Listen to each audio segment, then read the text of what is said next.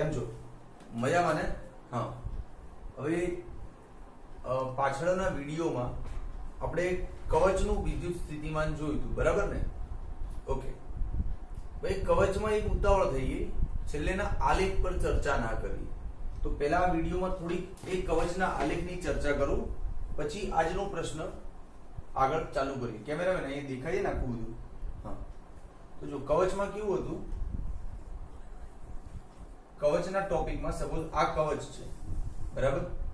તેની અંદર વિદ્યુત ક્ષેત્ર 0 હોય, પરંતુ સ્થિતિમાન અચળ હોય, સપાટી જેટલું, સપાટી પર જેટલું હોય ને એટલું સ્થિતિમાન અંદર હોય બધી જગ્યાએ. આ ગયા વિડીયોમાં આપણે વાત કરી, અને આ અચળ પણ હોય, રાઈટ? ઓકે, કવચની બહાર અહીંયા આગળ r અંતરે વિદ્યુત ક્ષેત્ર હોય kq/r², પણ અહીંયા આગળ સ્થિતિમાન શું હોય? kq/r. ડન. તો તમે જોઈ શકો છો કે કવચના કેન્દ્રથી જેમ જેમ દૂર જઈએ, આ સપાટીથી દૂર જાઓ એટલે વિદ્યુત ક્ષેત્ર આ રીતે ઘટે 1/r² મુજબ, અને સ્થિતિમાન આ રીતે ઘટે 1/r મુજબ. ઓકે, આનું તો આલેખ પહેલા જોઈ લીધો છે, પરંતુ થોડુંક તુલનાત્મક ભણીએ તો મજા આવે. જો તો સમજાવું આલેખ. દેખાય છે ને કેમેરામેન પ્રોપર? જો કેન્દ્રથી ત્રિજ્યા જેટલા અંતરે સપાટી આવી જાય ત્યાં સુધી સ્થિતિમાન એક સરખું છે, kq/r kq/r. તો સપોઝ આ કેન્દ્ર છે, ત્યાંથી આમ ગયા તમે, સપોઝ આ અંતર ત્રિજ્યા જેટલું છે, તો અહીં સુધી છે ને સ્થિતિમાન કંઈક છે અને અચળ છે.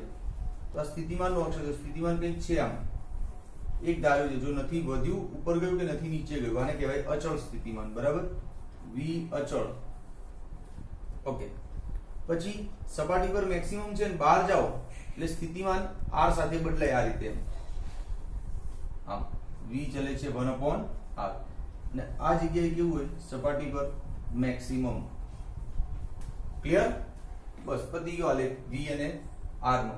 આ જ આલેખ વિદ્યુત ક્ષેત્રમાં જોયો તો વિદ્યુત ક્ષેત્રમાં આલેખ આ રીતે જોયો તો આપણે. જો આમ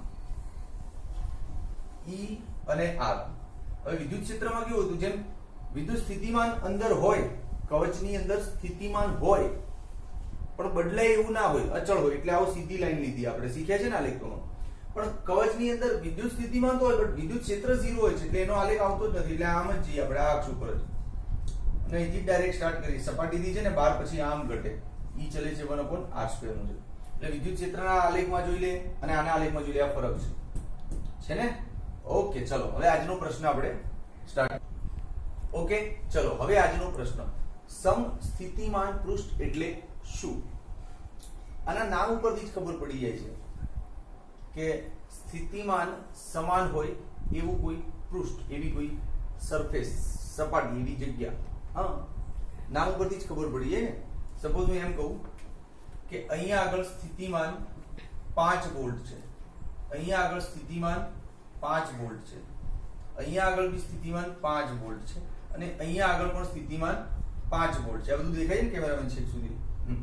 ઓકે, આ ચારેય બિંદુએ સ્થિતિમાન સમાન છે. ઓકે, આ ચારેયમાંથી પસાર થતું કોઈ કાલ્પનિક પૃષ્ઠનો વિચાર કરી શકો. આવું કોઈ પૃષ્ઠ છે તો આને સમસ્થિતિમાન પૃષ્ઠ કહેવાય. સિમ્પલ, ખબર પડી? આ પૃષ્ઠની દરેક જગ્યાએ v ને આપણે 5 લઈ લઈએ, દરેક જગ્યાએ v 5 છે સપોઝ, તો કહી શકાય ને કે સમાન સ્થિતિમાન ધરાવતા બિંદુઓમાંથી પસાર થતું કાલ્પનિક પૃષ્ઠ. સમજ્યા શું વ્યાખ્યા થઈ? સમાન સ્થિતિમાન ધરાવતા બિંદુઓમાંથી પસાર થતું કાલ્પનિક પૃષ્ઠ. તો સૌ પહેલા આપણે એની વ્યાખ્યા લખીશું. ચલો,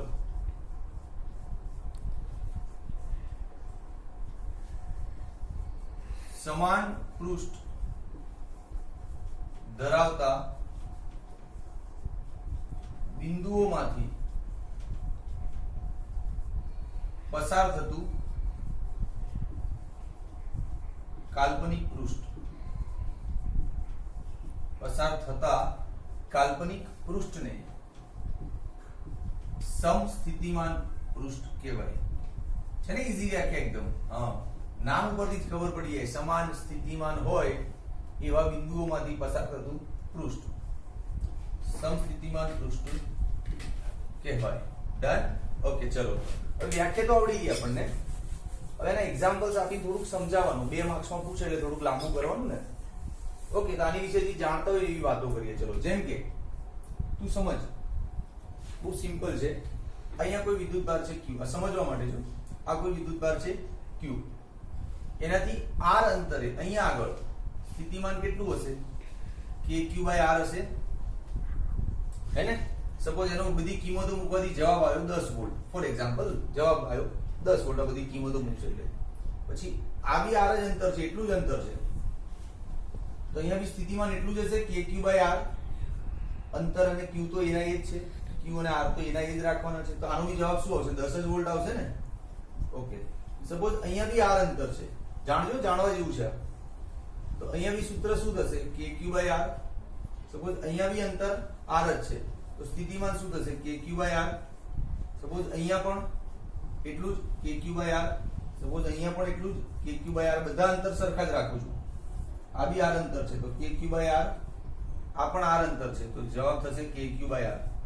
એટલે કહેવાનો ભાવાર્થ એવો છે કે આ બધા બિંદુઓ આગળ સ્થિતિમાન સમાન મળે છે. કેમ? કેમ કે સ્થિતિમાન જેના કારણે છે એ q બધા માટે સરખો છે અને r બધા માટે સરખો છે. k તો અચળ છે, એટલે બધા પોઈન્ટ આગળ v નું મૂલ્ય સમાન આવે કે ના આવે? જો અહીંયા 10 વોલ્ટ આવ્યું તો અહીંયા 10 વોલ્ટ, અહીંયા 10 વોલ્ટ, અહીંયા બી 10 વોલ્ટ, इधर भी 10 वोल्ट, इधर भी 10 वोल्ट, इधर भी 10, इधर भी 10. થઈ ગયું નહીં? તો આ બધા પોઈન્ટ આગળ સ્થિતિમાન સરખું હશે. તો આમાંથી પસાર થતું એક પૃષ્ઠ દોરો. આમ દોર્યું ને તો આખો ગોળાકાર બનશે મારા હિસાબે, હે ને? હા, તો આ થઈ ગયું ને સમસ્થિતિમાન પૃષ્ઠ. હા, ઓકે, તો તમે સમજ્યા ને સ્ટોરી? સમસ્થિતિમાન પૃષ્ઠ કઈ રીતે બનાવી શકાય. હા, તો આની વિશે થોડા પોઈન્ટ્સ લખવા હોય તો લખી દો ને મસ્ત. શું કે Q બિંદુવત વિદ્યુતભાર હોય તો એનાથી r અંતરે સ્થિતિમાન આવું થાય. લખે ચલો, Q બિંદુવત વિદ્યુતભારથી r અંતરે વિદ્યુત સ્થિતિમાન V બરાબર kq/r. માટે V ચલે છે 1/r. ડન. હવે એક મિનિટ, કેવું? ઓકે, ચલો જુઓ. તો આ વસ્તુ જે તમે દોરી અને સમજ્યા ને એને અહીંયા 3-4 મુદ્દામાં લખી દીધી. તારી થિયરી સ્ટાર્ટ થઈ પૂરી રહી છે. ચાલ, q વિદ્યુતભારથી r અંતરે સ્થિતિમાન શું થાય? kq/r. ઓકે, તો એનો મતલબ એવો થયો કે r અંતરે જેટલા પણ બિંદુ આવ્યા છે બધા આગળ સ્થિતિમાન એક સરખું મળશે. કેમ કે અંતર ના બદલાય અને q ના બદલાય, તો એટલે સૂત્રમાં બદલાય કોણ? કોઈ ના બદલાય. તો જવાબ એવું ને એવું જ આવે દર વખતે. ખ્યાલ આવ્યો? તો લખ કે આમ q થી r અંતરે આવેલા તમામ બિંદુઓ આગળ વિદ્યુત સ્થિતિમાન સમાન મળે કે ના મળે? મળે. તો એવા બધા બિંદુઓમાંથી પસાર થતું કોઈ પૃષ્ઠ દોરીએ તો એને સમસ્થિતિમાન પૃષ્ઠ કહેવાય. આવા બિંદુઓમાંથી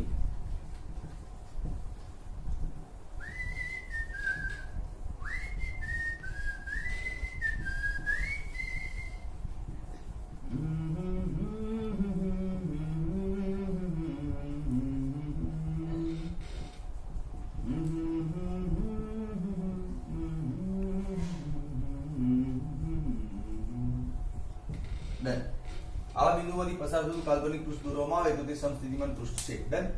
3 મુદ્દા અને મસ્ત સ્ટોરી સમજાઈ દીધી ચિત્ર પરથી. હા. હવે દોસ્ત, આ જે સમસ્થિતિમાન પૃષ્ઠ છે એનો આકાર કેવો છે? ગોળાકાર. કેવો ગોળો? કે જેના કેન્દ્ર પર q આવી ગયો છે અને જેની ત્રિજ્યા r થાય છે. તો લખી દો કે આ જે સમસ્થિતિમાન પૃષ્ઠ આપણે સમજ્યા એ એક્ચ્યુઅલ ગોળાકાર છે. દર વખતે ગોળો હોય એવું જરૂરી નથી. હા, તો આ સમસ્થિતિમાન પૃષ્ઠ કેમેરામાં દેખાય છે ને? આ સમસ્થિતિમાન પૃષ્ઠ ગોળો છે જેના કેન્દ્ર પર q અને ત્રિજ્યા r છે. બોલો, ક્લિયર? તો તો સમસ્થિતિમાન પૃષ્ઠની વ્યાખ્યાને સમજ્યા, પછી આ ગોળાના એક્ઝામ્પલ થી પૃષ્ઠ કેવું દેખાય એ પણ સમજ્યા. હવે આ જ પ્રશ્નની અંદર હજી બે માહિતી છે. પ્રશ્નમાં એવું બી પૂછે કે બિંદુવત વિદ્યુત ભાર હોય તો એનું સમસ્થિતિમાન પૃષ્ઠ કેવું બનશે? તારે બિંદુ આવું બનશે ને, ગોળાઓ બનશે. પછી ડાયપોલ નું કેવું બને, પછી સમાન ક્ષેત્રમાં કેવું બને. આ છે બે ત્રણ ટાઈપના પ્રશ્નો. તો હવે કેમેરો આ બાજુ લઈ લો. ઓકે, ચલો તો હજી આમાં એક્સ્ટ્રા એક્ઝામ્પલ જોઈએ. જેમ કે પહેલું આવું પૂછાય અંદર કે બિંદુવત વિદ્યુત ભારનું સમસ્થિતિમાન પૃષ્ઠ દોરો, કેવું દેખાય? તો જો ભાઈ બિંદુવત વિદ્યુત ભાર આવો છે, આપણે વાત થઈ છે કે એની આસપાસ એક ગોળો દોરો, તો આના દરેક બિંદુએ સ્થિતિમાન સમાન જ મળશે, કેમ કે બધા બિંદુ માટે આ અંતર સરખું હશે ને. હા, અચ્છા, હજી કંઈક મોટા અંતરે બીજો ગોળો દોરીએ તો એના બી દરેક બિંદુએ સ્થિતિમાન સમાન જ મળશે, પણ આના જેટલું નહીં મળે, આનાથી કંઈક ઓછું મળશે, કેમ કે અંતર વધી ગયું ને. સપોઝ અહીંયા v છે તો અહીંયા v' મળશે બધું એમ. પણ આ બધા જે આ ગોળા પર છે એ બધાના જવાબ સરખા હશે. પછી હજી એક ગોળો દોરું, હજી એક ગોળો દોરું, તો આ બધા પર સ્થિતિમાન સમાન મળે, કેમ કે આ બધા બિંદુઓ છે ને અહીંથી સરખા અંતરે હોય એમ. ખ્યાલ આવ્યો? હા, તો બિંદુઓ વિશે મસ્ત સ્ટોરી લખી દે. આટલું બધું ક્યાં દોરવાની જરૂર છે, ખાલી આમ સિમ્પલ નાનું ઊંધું દોરીને સમજાવી દે કે બિંદુવત વિદ્યુત ભાર હોય અને એની આસપાસ અલગ અલગ ત્રિજ્યાના ગોળાઓ દોરીએ તો તે ગોળાઓ સમસ્થિતિમાન પૃષ્ઠ કહેવાય. બિંદુવત વિદ્યુત ભાર ની આસપાસ જુદી જુદી ત્રિજ્યાઓના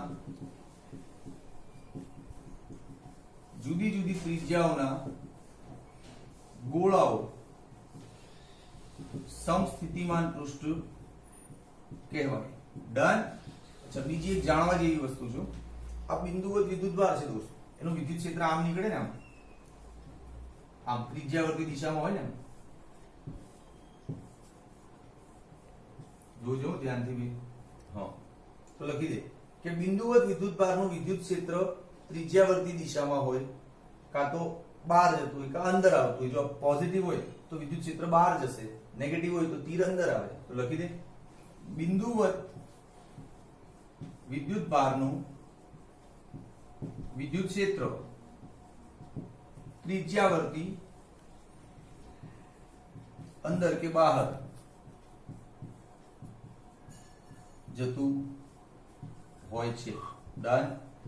છેલ્લી ઇન્ફોર્મેશન, આ વિદ્યુત ક્ષેત્ર અને આ સમસ્થિતિમાન પૃષ્ઠ એ બંને વચ્ચે 90 ડિગ્રી એંગલ બને તો ખાસ લખવાનું શું કે બિંદુવત વિદ્યુત ભારનું વિદ્યુત ક્ષેત્ર જે નીકળે એ એના સમસ્થિતિમાન પૃષ્ઠમાંથી લંબ રૂપે નીકળે. હા, અહીં વિદ્યુત ક્ષેત્ર સમસ્થિતિમાન પૃષ્ઠને લંબ હોય. આના પછીનો હવે જે પ્રશ્ન લઈશ ને એ આ ડાયલોગ ઉપર આખું ગણિત લઈ લઈશું કે કેમ લંબ હોય, એને મસ્ત રીતે સમજીશું ટેકનિકલી. હાલ તો તું ચિત્ર પરથી બી અંદાજે લગાવી શકે છે કે લંબ જ હોય, પણ મેથેમેટિકલી બી હમણાં નવો પ્રશ્ન લઈશું કે કેમ લંબ હોય. બરાબર? ઓકે, બિંદુ વચ્ચે એવો ને એવો બીજો પ્રશ્ન આવે હવે ડાયપોલનો, કે ડાયપોલના સમસ્થિતિમાન પૃષ્ઠ દોરો. તો ડાયપોલમાં શું હોય? પ્લસ ક્યુ માઇનસ ક્યુ આ રીતે હોય. તો આના સમસ્થિતિમાન પૃષ્ઠ આની આસપાસ આમ બને ગોળાકાર, આની આસપાસ બને. તો એક મુદ્દો અહીંયા લખવાનો, હવે હું લખીશ નહીં, જગ્યાની અછત છે. શું લખશું કે આકૃતિમાં ડાયપોલના સમસ્થિતિમાન પૃષ્ઠ દર્શાવ્યા છે. ત્રીજું એવું પૂછાય કે બે પ્લસ હોય તો એના સમસ્થિતિમાન પૃષ્ઠ કેવા? અરે આવા ને આવા જ નહીં યાર, આમ. તો આમાં લખી દો કે ત્રીજી આકૃતિમાં બે ધન ભારના સમસ્થિતિમાન પૃષ્ઠ દર્શાવ્યા છે. હજી એક ચોથી આકૃતિ અહીંયા બનશે, કેમેરામેન દેખાઈ દે અહીંયા. હવે ચોથો પ્રશ્ન, ચોથો આમ જ નિયમિત વિદ્યુત ક્ષેત્ર હોય, દેખાય છે ને બાળકો? હા, ન દેખાય તો કમેન્ટમાં લખવાનું કે સાહેબ બોર્ડના ઉપરના ભાગમાં દેખાયું નહીં અમને. નિયમિત વિદ્યુત ક્ષેત્ર હોય તો એમાં સમસ્થિતિમાન પૃષ્ઠ કઈ રીતે દોરવું? તો દોસ્ત એક સરસ ઇન્ફોર્મેશન જે પહેલા તને આપી હતી એ જાણીએ છીએ. જેમ કે આ ધન હોય, આ ધનથી જેમ જેમ દૂર જઈએ ને એમ v ઘટે. ખબર તને? હા, ધનથી જેમ જેમ દૂર જઈએ તેમ તેમ v ઘટે. અને ઋણથી જેમ જેમ દૂર જઈએ આમ તેમ તેમ v વધે. સિમ્પલ છે. આ પ્લસ અને આ માઇનસ હોય અહીંયા તો જો આમ જવાથી v ઘટે છે, આમ આવવાથી v વધશે જ ને. તો આ બહુ સારી ઇન્ફોર્મેશન છે, યાદ રાખજે. આના પરથી ઘણા વાર દાખલાઓ પૂછાય છે કોમ્પિટિટિવ એક્ઝામમાં. બરાબર? જો સિમ્પલ સમજાવું, જેમ કે આ વિદ્યુત ક્ષેત્ર છે, અહીંથી આમ પ્લસ થી શરૂ થઈ માઇનસ સુધી જાય ને વિદ્યુત ક્ષેત્રમાં, અને માઇનસ માં અંત પામે, જાણીએ છીએ. આ ધન થી આ બધા પોઈન્ટ આગળ સ્થિતિમાન એક સરખું રહેશે. આ બધા પોઈન્ટ આગળ સ્થિતિમાન એક સરખું રહેશે. એ જ રીતે આ બધા પોઈન્ટ આગળ બી સ્થિતિમાન સરખું રહેશે. પણ આ ને આ સરખું નહીં હોય, કેમ કે જો અહીંથી આ સ્થિતિમાન સપોઝ 5 વોલ્ટ છે, તો હજી સાહેબ દૂર જઈ તો ઘટીને સપોઝ 3 થઈ જાય. સમજાય કે નહીં? હા. એટલે આ બધા બિંદુએ સ્થિતિમાન સરખું છે, આ બધાય સરખું છે, પણ પર્સનલી આના અને આના જવાબ અલગ અલગ આવે. અચ્છા, તો આ બધા બિંદુઓમાંથી આવું એક પૃષ્ઠ દોરી દઉં તો થઈ ગયું ને સમસ્થિતિમાન પૃષ્ઠ. થઈ ગયું ને? હા. તો સમજાયું છે. લખવાનો એક જ મુદ્દો છે. શું? કે આકૃતિ 4 માં નિયમિત વિદ્યુત ક્ષેત્રમાં સમસ્થિતિમાન પૃષ્ઠ દર્શાવ્યા છે, જે સમતલ આકારના છે. તે અત્યાર સુધી ગોળાકાર જોયા હતા, હવે આ સમતલ આકાર આવે. ખ્યાલ આવી ગયો? તો લખી દેજે. આકૃતિ 4 માં સમસ્થિતિમાન પૃષ્ઠ દર્શાવ્યા છે નિયમિત વિદ્યુત ક્ષેત્રની અંદર, અને એ બધાનો આકાર કેવો છે? સમતલ. Is this clear? તો મારા હિસાબે સમસ્થિતિમાન પૃષ્ઠનું ઓપનિંગ સરસ રહ્યું છે. હવે તારે એનો સ્ક્રીનશોટ લેવો હોય ને તો હું કેમેરા સેટ કરું. ઉભો રહેજે ભાઈ, થોડો કેમેરો હલશે, પણ આનો સ્ક્રીનશોટ લઈ લે, કેમ કે હું ફોટા વોટા પાડવાનું નથી. સરસ સ્ક્રીનશોટ આવે છે ને? જો હવે કેમેરો નહીં હલે. યસ, લઈ લીધો સ્ક્રીનશોટ? ઓકે, હું પણ લઈ લઉં કદાચ આવતો હોય તો. ઓકે, બસ ચાલો. હવે હમણાં જે પેલો પ્રશ્ન ચલાવ્યો એમાં છેલ્લે આપણે વાત કરી ને કે સમસ્થિતિમાન પૃષ્ઠ પર વિદ્યુત ક્ષેત્ર લંબ હોય. ચિત્ર બતાવ્યું ને, આ સમસ્થિતિમાન પૃષ્ઠ અહીંયા ક્યુ હોય તો આ વિદ્યુત ક્ષેત્ર અહીંયા આમ લંબ હોય.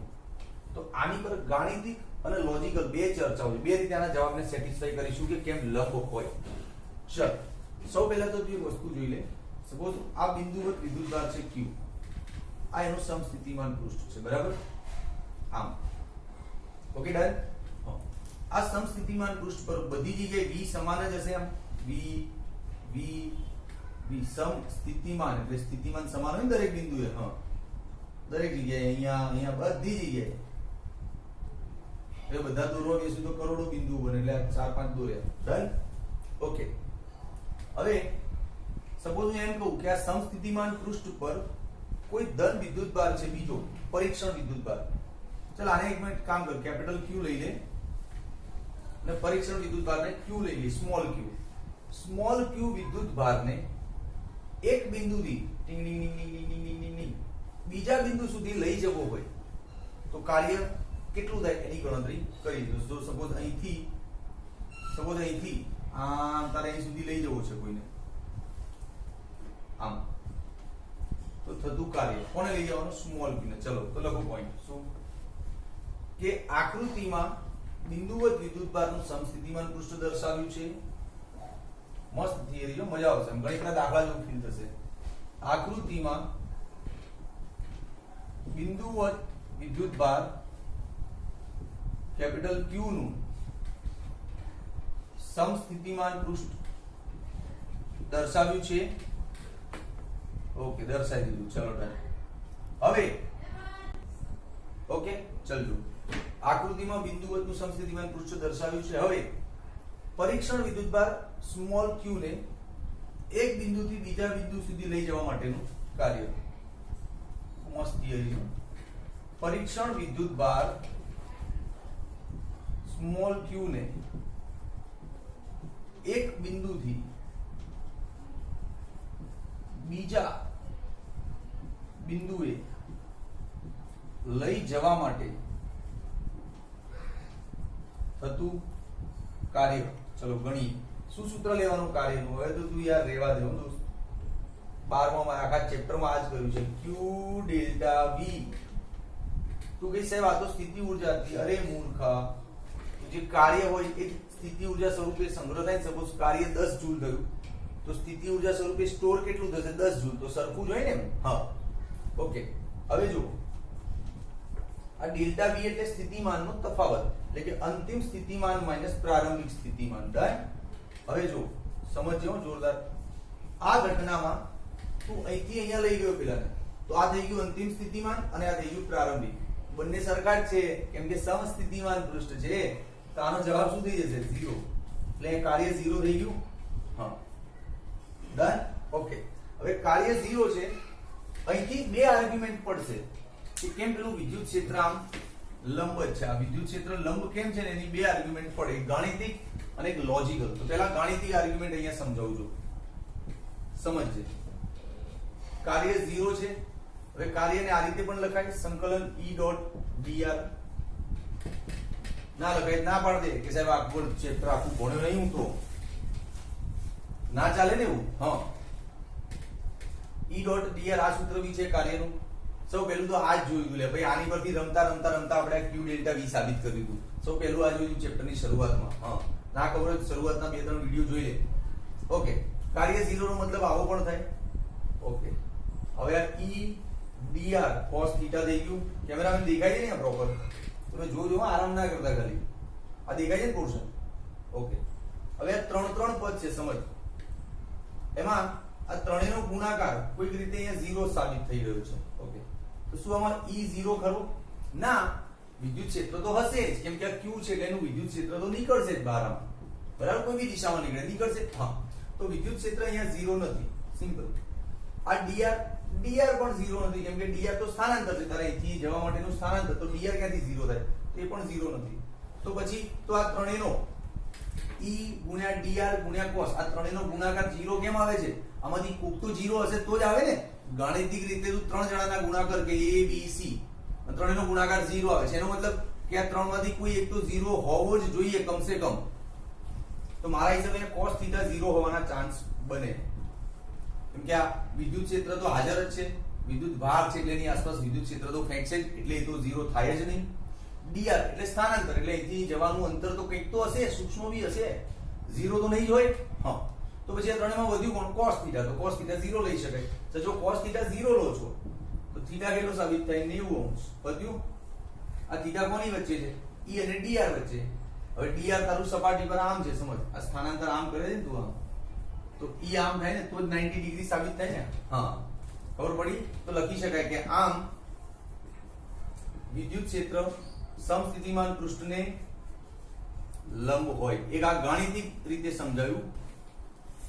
હવે આ જ વસ્તુને ફીલ કરીને સમજાવું છું. અહીંયા ફીલ કઈ રીતે કરવાનું એ પણ લખવાનું છે. આવી થિયરીમાં ફીલિંગ્સ કરીએ જો શું કે અહીંથી અહીંયા જવા માટેનું કાર્ય 0 છે. ઓકે, હવે જો અહીંયા સમજ, દેખાય છે કેમેરામેન? અહીંયા સપોઝ આ સમસ્થિતિમાન પૃષ્ઠ છે, કેપિટલ Q છે. હવે અહીંથી અહીંયા જવું છે તારે, સ્મોલ q ને અહીંથી અહીંયા લઈ જવું છે, બરાબર? ઓકે, તું આનું વિદ્યુત ક્ષેત્ર આમ લંબ ન માને અને એવું માને કે ના સાહેબ લંબ નથી, ત્રાંસુ લો. ચલો, તો વિદ્યુત ક્ષેત્ર કદાચ ત્રાંસુ લઉં આમ, તો પછી એના બે ઘટકો પડશે, એક આમ અને એક આમ, બરાબર?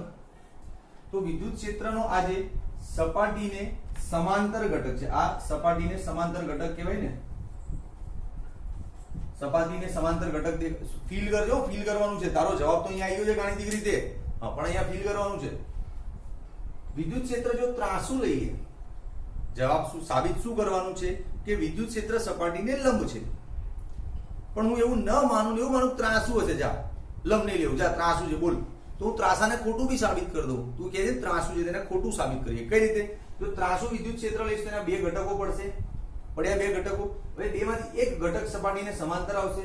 જે સપાટીને સમાંતર ઘટક છે એ તને આ Q ને અહીંથી અહીં લઈ જવામાં નડશે. કેમ? કેમ કે એની વિરુદ્ધમાં તારે કાર્ય કરવું પડશે ને, અને વિરુદ્ધમાં કાર્ય કરીશ તો પછી કાર્ય 0 નહીં થાય, જે ખોટું છે. કેમ કે આપણે તો ગાણિતિક સાબિત કરીને બેઠા છે કાર્ય 0 થવું જોઈએ. ખ્યાલ આવ્યો? એટલે વિદ્યુત ક્ષેત્રને તું લંબ ન લઈ ત્રાંસુ લે તો એનો જે સપાટીને સમાંતર ઘટક છે ને એ નડે, એની વિરુદ્ધમાં કાર્ય કંઈક ને કંઈક થઈ જાય, અને કાર્ય થઈ જાય તો ભાઈ કાર્ય 0 કેમનું કહેવાય? તો આની સાથે બંધ બેસતું નથી. સમજો? તારે રેફરન્સ બુક આપી જ છે, સ્ટાર્ટિંગ આ બધું અહીંથી લખજે મસ્ત, અને આ સ્ટોરી બે મુદ્દામાં લખી દેજો. હું બોલી જઉં છું જો શું કે જો વિદ્યુત ક્ષેત્ર લંબ લખવાનું કેટલું એક્ઝામમાં હવે એ બોલું છું.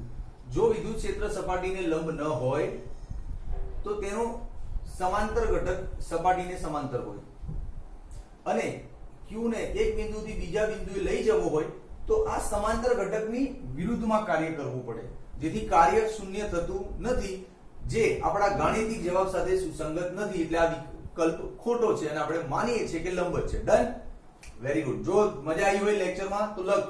અચ્છા, એક 19મો પ્રશ્ન છે, નાનો હું આના જેવું લઈ લો તરત. એવું કહે છે કે સમસ્થિતિમાન પૃષ્ઠની અગત્યતા લખો. સમસ્થિતિમાન પૃષ્ઠ વિશે 2-3 મુદ્દા લખો. તો લખી દેજે ને. શું લખીશ? પહેલો મુદ્દો, સમસ્થિતિમાન પૃષ્ઠ પર વિદ્યુત ક્ષેત્ર લંબ હોય, જેની પર આખો પ્રશ્ન કાઢ નાખ્યો. હા. બીજો મુદ્દો, સમસ્થિતિમાન પૃષ્ઠ પર એક બિંદુએથી બીજા બિંદુએ લઈ જવો હોય કોઈ વિદ્યુત ભારને તો કાર્ય 0 થાય. થઈ ગયું. ત્રીજો પોઈન્ટ, સમસ્થિતિમાન પૃષ્ઠ એકબીજાને છેદતા નથી. બસ, તો આ પત્યું હોય. બાકી રેફરન્સ બુકમાં જોઈ લેજે, ટેક્સ્ટ બુકમાં જોઈ લેજે. સરસ છે, પતી ગયું. તો સમસ્થિતિમાન પૃષ્ઠનું થિયરિકલ પોર્શન અહીંયા પૂરું થાય છે. હવે આ દાખલા આપલા હશે તો જોઈશું આવતા લેક્ચરમાં. ઓકે, જો મજા આવી હોય દોસ્ત તો લખ 2 કમેન્ટમાં કે સાહેબ મજા આવી, ના આવી હોય તોય લખ કે સાહેબ નહીં મજા આવી. ઓકે, ચલો બાય.